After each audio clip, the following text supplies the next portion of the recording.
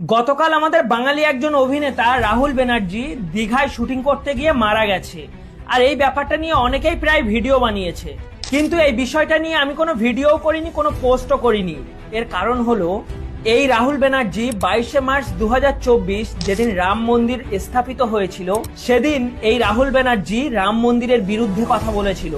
রামায়ণের রচয়িতা বাল্মীকি মুনিকে দর্শক বলেছিল। 500 বছর প্রতীক্ষার পর হিন্দু সনাতনীদের স্বপ্ন পূরণ হয়েছিল, আর সেই খুশিতে ইনি খুশি ছিলেন না। ইনি সেদিন পোস্ট করেছিলেন, আমরা হেরে গেছি। সনাতনী হিন্দুদের এই রাহুল বন্দ্যোপাধ্যায় ফ্যাসিবাদ বলে আখ্যা দেয়। এই কারণেই একজন সনাতনী হিন্দু হিসেবে আমি এটা মেনে নিতে পারিনি, সেজন্যই এই বিষয়ে কোনো কথাই বলিনি। কিন্তু তোমরা যখন এই ব্যাপারটা নিয়ে কথা বলতে বললে, তখনই মনে হলো যে না, এই ভিডিওটা করার দরকার।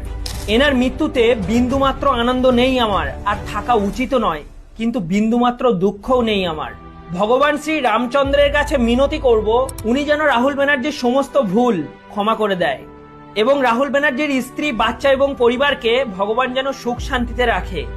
আমি জানি এই ভিডিওটা নিয়ে অনেক বিতর্ক হতে পারে, কিন্তু একজন সনাতনী হিন্দু হিসেবে এই বক্তব্য আমার ব্যক্তিগত।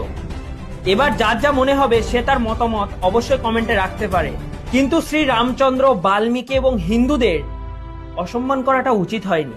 আপনার আত্মার শান্তি কামনা করি। ছোট ভাই, তুমি যেটা বলছো একদম সঠিক কথা বলেছ। রাম মন্দির নিয়ে উনি কথা বলেছেন, কিন্তু ওনারা যে কোটি কোটি টাকার রাম মন্দির তৈরি করেছেন, আর পলিটিক্সের হিসাবে ওনারাই আবার রামকে অরিজিনাল খুঁজছে। তো অরিজিনাল রামকে পৌঁছাতে পারেনি বলে আজকের উনি ওই কথাটাই বলেছেন। বুঝতে পেরেছেন? বুঝতে পেরেছেন? আশা করি এই কথাটার জবাব এটাই। আর উনি যে আজকে প্রয়াত হয়েছেন না, তার কারণেই সত্যটা জানে উনি। আজকের হয়তো তাকে মেরে দেওয়া হয়েছে বলে আমি দাবি করছি, আমার ব্যক্তিগত মত। ঠিক আছে, বাই বাই দোস্ত। বুঝতে পেরেছেন? বাই বাই দোস্ত।